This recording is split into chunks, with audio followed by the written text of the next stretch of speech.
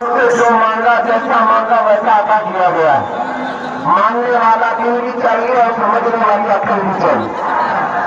سنو، جن کو مانگنا تھا وہ بغیر دلیل کے مانگ لیے، اور جن کو نہیں مانگنا تھا وہ دلیلوں کے بعد بھی نہیں مانگے. حضور نے بیت المقدس کی نشانیاں بتا دی. اب پھر لوگوں نے سوال کیا، کفار مکہ کہنے لگے اچھا راستے کی کچھ چیزیں بتا دیجیے. مکہ کے کچھ قافلے بھی یہاں سے گئے ہیں بیت المقدس کی طرف، کیا کوئی قافلہ آپ کو نظر آیا؟ توجہ، حضور صلی اللہ تعالیٰ علیہ وسلم پر انگلی اٹھانے والے نبی پاک فرماتے ہیں ہاں میں نے راستے میں 3 قافلے دیکھے. میں نے راستے میں 3 قافلے دیکھے مکہ کے. پہلا قافلہ مقام روحہ میں دیکھا. مقام روحہ میں وہ قافلہ ایسا تھا کہ ان کا اونٹ گم ہو گیا، اور وہ اونٹ کو تلاش کرنے کے لیے ایک آدمی گھوم رہا. میں جب وہاں سے گزر رہا تھا تو مجھے پانی کی پیاس محسوس ہوئی، پیاس کی شدت محسوس ہوئی، تو میں وہاں رک کر کے اس اونٹ کے خزانے میں پانی رکھا تھا، میں نے پانی پی لیا. حضور فرما رہے، نبی پاک فرما رہے، میں نے پانی پیا. اتنے میں وہ ڈھونڈتے ہوئے وہ شخص جو اونٹ ڈھونڈنے کے لیے آیا تھا پہنچ گیا. میں نے اس کو سلام بھی کیا اور وہ یہ کہتا ہوا اونٹ پکڑ کر چلا گیا یہ تو محمد کی آواز ہے. حضور نے فرمایا یہ قافلہ، ایک قافلہ میں نے دیکھا. اگر تمہیں یقین نہیں ہے تو وہ قافلہ جب واپس آئے گا تو اس سے پوچھ لینا کتنی روشن دلی ہے. حضور نے فرمایا جب یہ قافلہ واپس آ جائے تو ان سے پوچھ لینا. دوسرا قافلہ مقام سیفجا میں نے دیکھا. مکہ کا ایک قافلہ بیت المقدس کی طرف جا رہا ہے، اس پہ 2 بھائی سوار تھے، اور جب میری سواری براق وہاں سے نکلی تو ان کا اونٹ بھٹک گیا اور 2 بھائی اونٹ کے اوپر سے گر پڑے. اس میں سے ایک کا ہاتھ اور ایک کے پیر میں چوٹ آئی ہے. انہوں نے مرہم پٹی بھی کر لی ہے، اور جب وہ واپس آئیں گے تو یہ واقعہ پوچھ لینا. 2 قافلے.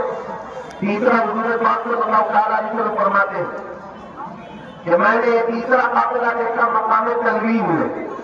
مقام تنوین میں تیسرا قافلہ ایسا تھا کہ ان کے آگے 2 اونٹ ہیں، ایک سرخ دھاری دار ایک سیاہ دھاری دار، اور وہی 2 اونٹ آگے آگے چل رہے تھے.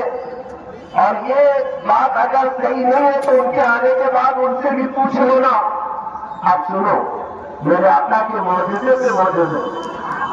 مکہ کے کفار و مشرکین نے کہا یہ تو باتیں ہوں گی لیکن ہم تو کراس ویریفیکیشن کریں گے، معلوم تو کریں گے قافلے آئیں گے تب. حضور سے پوچھا انہوں نے اچھا یہ بھی بتا دیجیے وہ قافلے کب آئیں گے، یہ بھی بتا دیجیے وہ قافلے کب آئیں گے.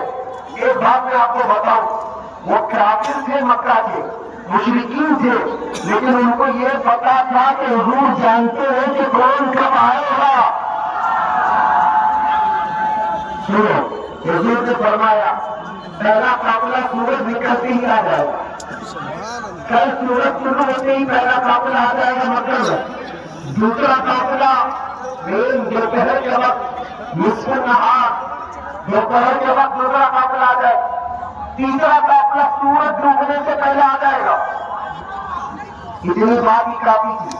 سارے جمع ہو گئے، کہا چلو مکہ کے کنارے جا کر کے انتظار کرتے ہیں یہ قافلے آتے گے یا نہیں. اگر نہیں آئیں گے تو محمد صلی اللہ علیہ وسلم کو ہم جھوٹا کہلا دیں گے، جھوٹا قرار دیں گے. سب جا کر کے جمع ہوئے، لیکن جب کفار و مشرکین چلے گئے یہ دیکھنے کے لیے کہ قافلے آتے ہی نہیں کہ حضور کے ہوئے سب سے عاشق صحابہ بھی ان کے پیچھے چلے، کیونکہ جہاں گستاخ ہوتے ہیں وہاں عاشق بھی ہوتے ہیں. جہاں گستاخ پہنچتے ہیں جواب دینے کے لیے عاشق بھی پہنچتے ہیں.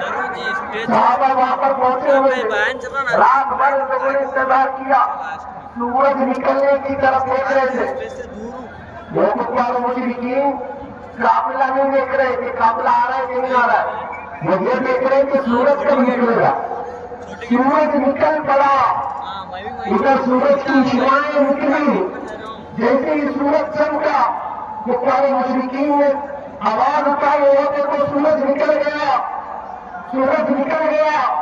इधर से जो पीछे सहाबा खड़े थे उन्होंने कहा, अरे ना जाने तुम सिर्फ सूरज देखो, वो देखो काफिला भी आ गया। और काफिला मक्का में दाखिल हो रहा था, मक्का में दाखिल हो रहा था। बस थोड़ी देर ये हमारे हुजूर की मेराज की बात चल रही। आप खामोश रखें, ये कौन होगा सब बंद है, आवाज बंद, खड़े रहो, खड़े रहो।